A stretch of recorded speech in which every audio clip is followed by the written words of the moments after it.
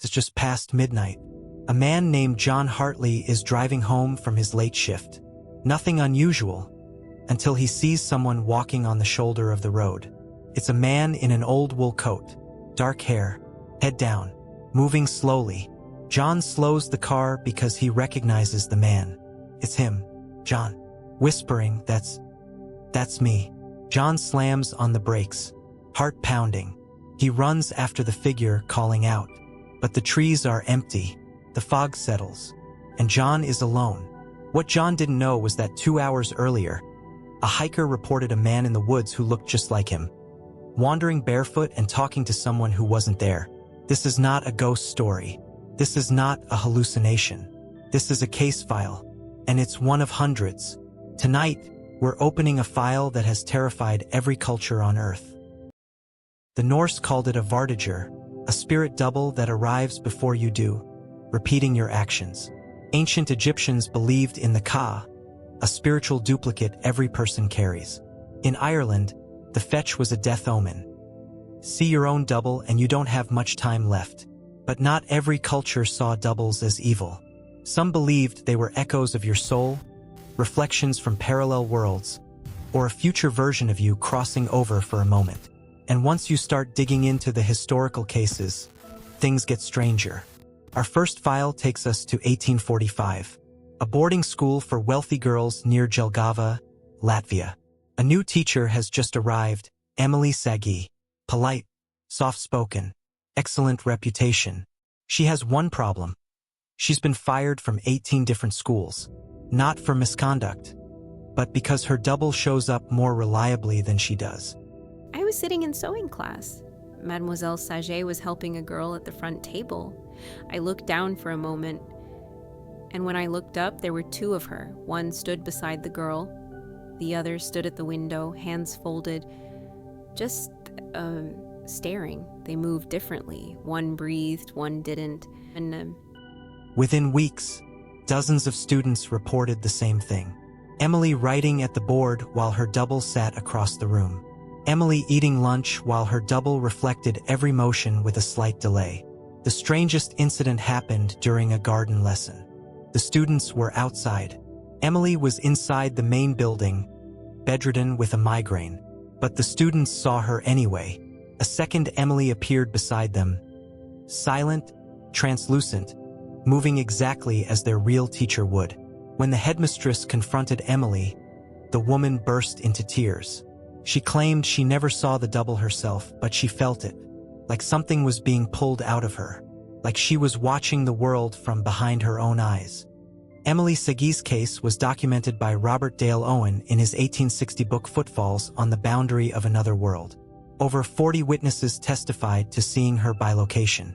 Modern neurologists suggest Emily may have suffered from a rare seizure disorder that caused observers to experience shared hallucinations, a phenomenon called collective misperception. But that doesn't explain how 42 students saw the same thing at the same time, or why it followed her across 19 different schools. This next case begins in 2003 in Chicago. Marcus Vail was an architect, disciplined, meticulous, a man who lived inside sketches and blueprints. At age 32, his life was predictable, until he began losing time. Started small. He'd wake up in the wrong clothes, find coffee cups he didn't remember using, Dropbox files with architectural drafts he didn't remember designing. Until the night in November when he found the Polaroid. A photo tucked under his apartment door. Marcus in the image, but in a different city, with a different haircut, standing outside a bar he'd never been to. Behind him, a glowing neon sign. The Crooked Anchor, New Orleans. Marcus had never been to Louisiana. The next night, another photo arrived. Marcus again, this time sitting at a park bench in Portland, Oregon. Same face, same build, same birthmark under his jaw. He wore a green coat he didn't own. Marcus reported the photos to the police. They dismissed him as a target of a prank. But Marcus couldn't let it go. He booked a flight to New Orleans and found the bar in the photo. The bartender recognized him instantly. Man, you were just here last week. You sang karaoke. You bought a round for the whole bar. You said you were moving here? Marcus insisted he'd been in Chicago that week. He kept digging, and he found something worse. In New Orleans, he discovered a lease agreement signed under his name, but with a different signature. Same address, same birthday, same handwriting style, but the wrong signature. Marcus contacted the landlord. "You're the guy renting the second-floor unit. We talked in person, remember?" Marcus asked for security footage. The landlord agreed. The footage showed Marcus entering the building, signing the documents, and receiving the keys. Marcus froze the frame. It wasn't just similar. It was perfect, right down to the scar on his wrist. Marcus returned to Chicago terrified. But what he found waiting for him was worse. A third Polaroid, this one from London, and this one had a message on the back. "I'm not trying to hurt you. MV, Marcus Vale."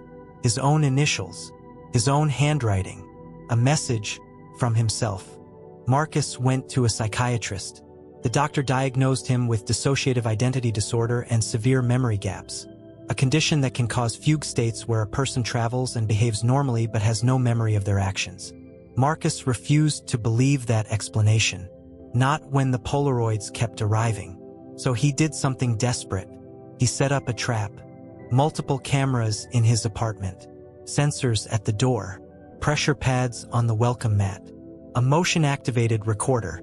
He waited. See. At 3:14 a.m., the pressure pad triggered. Marcus woke to alarms. He ran into the hallway and froze. Standing outside his apartment door was him. Same face, same eyes, same build, but older, worn, exhausted, like a version of himself who had lived a harder life. The double didn't try to run, didn't try to hide. The cameras recorded everything. The double spoke 2 words. "Not yet." Then he stepped backward and disappeared. Not walking away, not fading, disappeared. As if reality had folded, and he slipped through the seam. Marcus reviewed the footage, frame by frame. In the moment before disappearing, the double's expression was heartbreaking. Fear, regret, urgency, as if he knew something Marcus didn't. 1 month later, Marcus vanished. He didn't quit his job, didn't pack, didn't take money, didn't message family. The only thing he left behind was a single Polaroid pinned to his refrigerator. Marcus standing on a balcony overlooking a city skyline at sunset. On the back, for words, "I'm the last one." 3 lives, 1 man, 1 body across multiple timelines, or multiple versions in one timeline. Marcus's case remains open, and every few years a Polaroid of him surfaces somewhere in the world, addressed to no one. Many doppelganger encounters are visual, but sometimes the double doesn't appear in flesh and bone. Sometimes it appears in memories. This case comes from 1992 and involves a woman named Sarah Benton, a graphic designer from Vermont. From childhood, Sarah had dreams of a life that didn't belong to her. Gas lamps instead of electric bulbs, horses instead of cars, letters written with quill pens, clothing from the late 1800s. The dreams were so vivid that Sarah began keeping a diary, documenting the daily life, conversations, even the emotions of someone who lived 100 years before she was born. Then she made a discovery. During a trip to an antique bookstore in Boston, Sarah picked up an old local history book. Inside was a photograph from 1883. A group of teachers standing on the steps of a schoolhouse in Worcester. One woman looked exactly like her. Not sort of. Not similar. Exactly. Same chin, same eyes, same eyebrows. Same face. Sarah fainted in the bookstore. When she recovered, she showed the photo to friends without context. Every one of them said, "That's you in an old-time dress." But it wasn't her. It was Helen Ward. And the more Sarah investigated, the stranger it became. She learned Helen Ward died at age 29, never married, kept journals, and wrote frequently about a future self who visits me in dreams. Helen claimed she saw a woman with short hair and modern clothes, standing in the corner of her bedroom, watching her sleep. Sarah wasn't dreaming of Helen. Helen was dreaming of her. 2 lives, 1 consciousness. separated by a century, bleeding into each other. This case brings us to one of the strangest patterns we see in doppelganger files. Shared identity across time. Different lives, same person. If that's true, then your doppelganger isn't just another version of you. It might be another life you've already lived, or one you will live. Skeptics point to cryptomnesia, when the brain mistakes imagination for memory. Sarah could have seen Helen Ward's photograph as a child, forgotten it, and reconstructed it in dreams years later. But Sarah's journals predated her discovery of the photograph by 15 years. And Helen Ward's journals, preserved in the Worcester Historical Society, contain descriptions of the woman with short dark hair decades before Sarah was born. Before we close, we need to discuss what modern neuroscience is quietly grappling with. A phenomenon they call temporal displacement of memory. The human brain is the only known organ that constantly simulates the future. Every second, it models possibilities, predicts outcomes, and runs silent what-if scripts. But neuroscientists have discovered something strange. Sometimes the brain treats future simulations as if they already happened. In brain scans, these future memories activate the same neural pathways as real past memories. Many doppelganger witnesses report the same three sensations: a sudden familiarity with someone they've never met, a sense of remembering forward, a physical reaction like their body recognizes the double before their mind does. One study from 2018 at Stanford's Neuroscience Institute recorded a patient with severe temporal lobe epilepsy who repeatedly saw someone who looked exactly like him standing outside his hospital room, just watching him. Later, footage from the hallway revealed no one was there. But during one seizure event, his brain scan showed a loop, a literal feedback echo of his own body schema firing as if he was standing outside his own room. A self-image displaced in space. A neurological double. This brings us back to the phenomenon of bilocation, where a person is seen in two places at the same time. Most scientists say it's hallucination or misidentification, but a small group of researchers studying quantum models of consciousness has a different view. The brain may function as both transmitter and receiver of information patterns. What we call a doppelganger may be a collision of identity streams. Two versions of you, two timelines, two stories, overlapping for a moment. Long enough to be seen, long enough to cause fractures, long enough to warn you, and long enough to vanish. Let's pull everything together. All these stories point to three possible explanations. The mainstream scientific view: doppelgangers are perceptual glitches. Temporal lobe seizures, dissociative disorders, or collective misperception can create the illusion of seeing yourself or being in two places. This explains Emilie Sagée if she had a seizure disorder that caused mass suggestion. It explains Marcus if he had dissociative fugue states. It explains Sarah if she experienced cryptomnesia. But it doesn't explain the physical evidence. The Polaroids, the lease agreements, the security footage. Every choice you don't make creates a branch. A version of you who said yes, another who said no, another who walked away, another who stayed. Most branches stay separate, but sometimes the barrier thins, and two versions collide for a moment, long enough to appear together. You see yourself, or you see the life you didn't choose, or the life you're going to choose.